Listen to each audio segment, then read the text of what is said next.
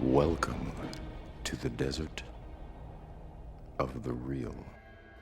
When Descartes said, "I think, therefore I am," we were yet to scandalize the atom, yet to obliterate the very concept of truth. For Descartes, our internal mind produces the external world. If only he'd lived to see rumour and titillation delivered via the most miraculous triangles of glass and common metals, or even the notion of possible thoughts becomes underpinned by the very architects of this reality. Before his rebirth into the real, Neo retrieves a book from his shelf, Baudrillard's Simulacra and Simulation. But this is not a book at all. Rather, a place to stash his illicit hacks and sweet Benjamins, as unsubtle as a tangerine fascist undermining democracy itself.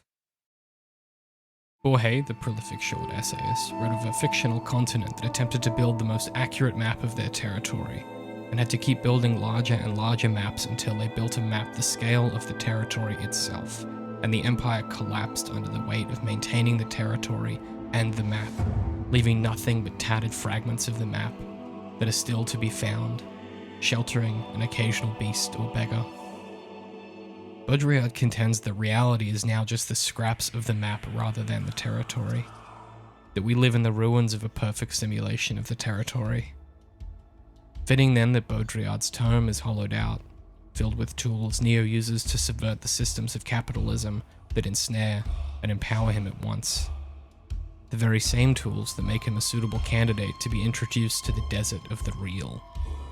Rumors suggest Baudrillard found The Matrix an embarrassing attempt at capturing his philosophy, likening the film to the exact kind of film The Matrix would produce about The Matrix.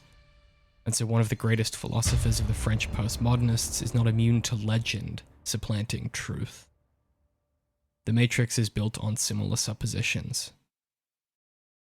In the desert of the real, Morpheus admits no one quite knows what year it actually is, how long it has been since the machines took over, how many rotations of the sun have gone unseen after we supplanted Zeus and eradicated his entire sky.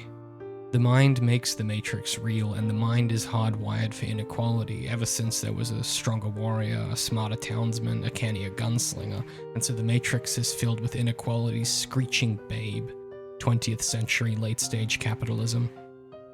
The humans rebelled against a utopia, says Agent Smith, a reliable narrator that can be trusted. The mind makes the Matrix real. Injured in the Matrix, injured in the real. Killed in the Matrix, you get it. This great endless machine of ignorant suffering keeps us docile while the machines do whatever it is that machines do. Compare JavaScript, I bet.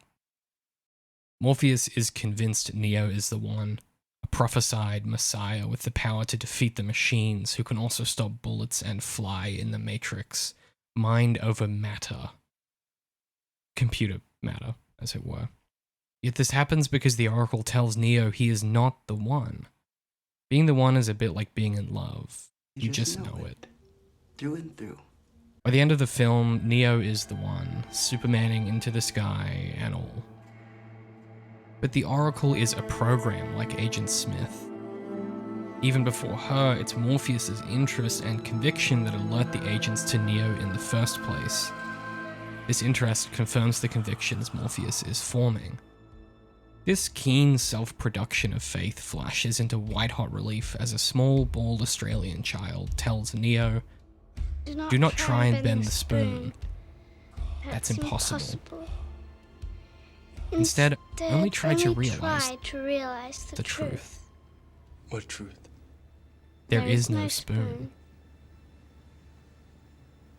There is no spoon?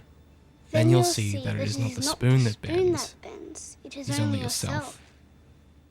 This self-reticulating loop of conviction, ignorance, and confirmation bias produces the one.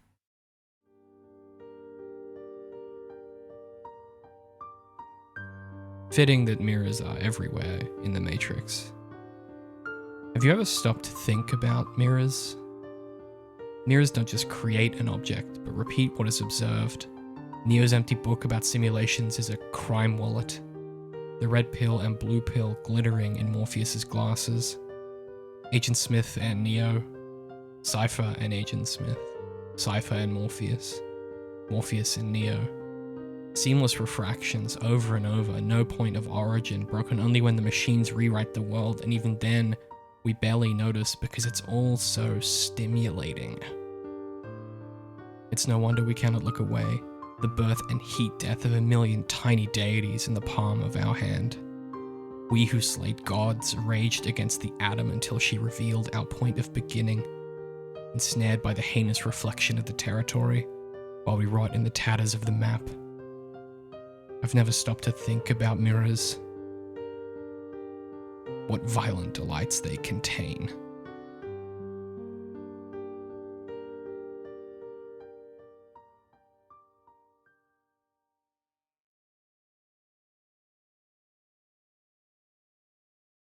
Sources and additional information can be found at zeroindent.com.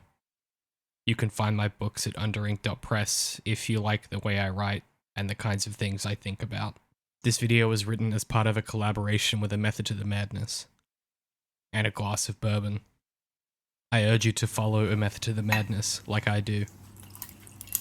Your experiences with bourbon may differ.